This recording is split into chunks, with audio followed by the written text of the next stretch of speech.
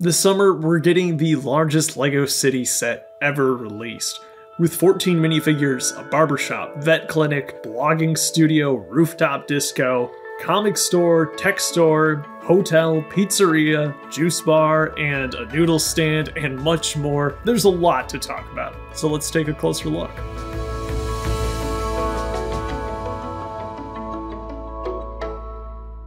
The LEGO group sent me this early to review, but you can pick yours up this summer. It seems to be going live in Europe in June, and then over here in America, August 1st. You can check the link in the description to see when it comes out in your region. This summer's line of city sets seems to be absolutely full of surprises. There's so many new things that have never been tackled by the theme before, and as a former city enthusiast myself, I'm kind of falling in love all over again. It's been a long-standing problem within the city line that there just isn't enough stuff for normal citizens to do. You've probably got 5 police stations, 5 fire stations, maybe you've even got the Swamp Police Station, a few construction vehicles here and there, but historically LEGO has not given you a lot of shopping options. That all changes with this one. This is set number 60380, simply titled Downtown. Like I mentioned, it has 14 figures and has 2,010 pieces, making it comfortably the largest LEGO City set ever. In the US, it's going to retail for $200, and it stands at an impressive 16.5 inches tall, plus a very substantial base, as you can see here too. The whole thing makes very effective use of the relatively new road plates and the road plate system. All in all, you get one of the large 16 by 16 road plates and then 2 of the smaller 16 by 8s, plus plenty of ramps, 2 by 4 tiles to connect them together, and some custom things too, like this crosswalk with the hopscotch, the bike lane, and then this outdoor seating area. The massive structure you see here is composed of many independent modules which can be reattached and rearranged however you would like. That's the great thing about this set. There's so much potential for customization. You can get a taste of what that looks like on the back of the box, where it gives you an alternate model example.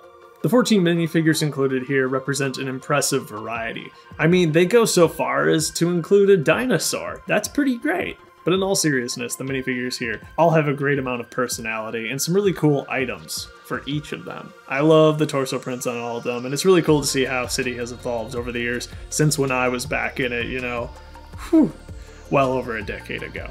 One of my favorite things about this large city set in particular is that it doesn't waste a lot of bricks by giving you a bunch of vehicles you've already seen before. There's really only 2 vehicles in this set. This mobile juice bar, which is really cute, and I absolutely love the smoothie design there on the back. And then there's a really small pink electric scooter. That's it. The rest of the pieces are dedicated to making proper buildings. And I think it might just be best for us to go around and examine them one by one. We'll start here with the small stuff. On the right-hand side of the module, there's a little park scene, complete with a bench, recycling bin, and this decent-looking tree. It's more foliage than you get in most LEGO City trees. On the top, there's a bird with an egg. Across the street, we have our outdoor eating area, complete with a simple noodle stand and a pizzeria. I want to take a moment to highlight these little barricades that protect the customers here in the eating area. It's a really simple design, making use of the relatively recent candlestick piece and then also a microphone on top. Just 3 pieces, works really well. The pizzeria is cute. On top, there's an advertisement which relates to a lot what's going on in the comic store. We'll take a look at that shortly. There's this brick-built pizza icon, which of course I love. And then on the inside, there's a crowded but actually quite well detailed interior, featuring pizza boxes, salt, pepper, a pizza, of course, and then also a dough rolling station, which I really enjoy. And then there's some seats outside too, where you can order your pizza and eat there. There's also a little planter that can be moved around the build too. It's just connected via Technic pins. Working our way back on the ground floor, we have the comic store. There's a few fun Ninjago Easter eggs on the inside, including the Temple of Spinjitzu, a very awesome Ninjago set, one that I know very well because it was one of the few sets that included olive green flower stems. It's represented here in a micro scale form. There's some fun accessories on the shelves inside, a Ninjago trading card on the desk, and then on the outside of the store there is an actual comic book too. Across the street on the bottom level is a barber, and I really like the exterior of this building. It's a good mix of modern and old school. The interior of this building is particularly nice. We've got one of those stickered mirror pieces. It's just a shiny surface, so it actually does work as a mirror, and there's plenty of barber accessories, the comb and the scissors. And I like the sticker detailing on the window there. That's pretty fun. Above that is our veterinary clinic, and this set does include a golden retriever, which is awesome. I've always wanted one of those. This module being dark orange makes me love it all the more. There's also a parrot included inside, and a simple thing like having that table at an angle actually elevates this interior to be something kind of special. I guess we'll continue on up this side to probably the cringiest module in this display. And this is the unboxing blogging studio, complete with a ring light, phone, and a cardboard box. Quite the nice setup, I must say. Quite the view, the windows, 3 stories up. Pretty elaborate for our little influencer up there. It looks nice, it's just a ridiculous concept. And above that, we have a rather fun area in the rooftop disco. Makes use of some transparent 2x2 jumpers to really bring the floor to life. We've got some printed records and our mixing station. Plus, some fun lights on the top with big speakers. We can travel over to the other side by means of this Skywalk. And the great thing about this is that it does open up, so you can place figures in there very easily and then close it back up on all sides so it looks really clean. And it's really safe too. There's some fun mosaic work going on here with the triangular dials, something that we've seen in both friend sets and city sets lately. Now we're back on the other side of the street, and directly above the comic store is just a janitor area.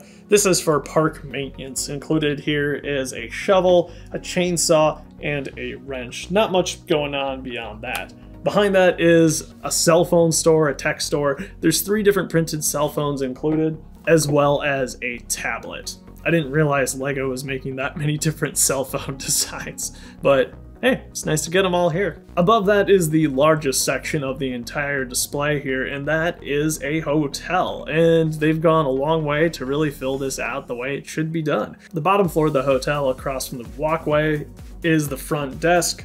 It's nice and spacious, which is great, and there's some good details on the wall, and there's also a little computer screen for checking in the guests. Above that is the most luxury hotel room ever, complete with this beautiful balcony.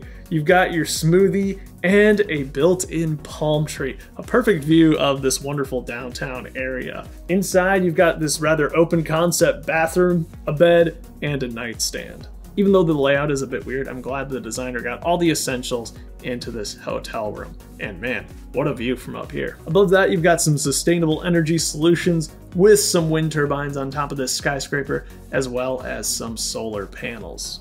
And that's the whirlwind tour of this set.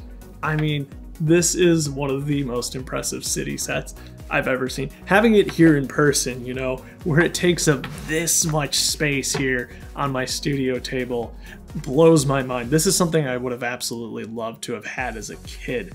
The price is obviously pretty high. This is the largest LEGO City set ever made, but it's actually a really good deal. Most of the pieces here are really big. You're talking a lot of base plates, a lot of the road plates, a lot of big wall panels. I mean, look at these big glass pieces, and you still come out with a price per part of about 10 cents, just a little bit better even. There's a recommended age group of 8 and plus, and I don't know how many 8-year-olds are going to be getting this for Christmas. That's a bit crazy to think about, but a kid would love this thing. I, an adult, love this thing. This is such a great idea for a city set, really fleshing out the parts of the city that are important and have been neglected for so many years. This set is a complete win for me. There's so much going on. Detailed interiors, fun minifigures, vibrant colors, a really fun layout, and the opportunity to change that layout into whatever you want it to be. It's worth noting too that this set can probably combine with the modules of the apartment building too, and you can create an even crazier city layout. I haven't opened this, so I can't confirm, but I wouldn't be surprised if LEGO is working towards a new modular system for LEGO City. I do wish we'd see something like that from the Minecraft line. There is so much obvious potential there that has not yet been realized. Yeah, this isn't something that's going to blend seamlessly with your modular building lineup, as it's a very, very modern take on City, but I can see a lot of city builders being very interested in this, both kids and adults.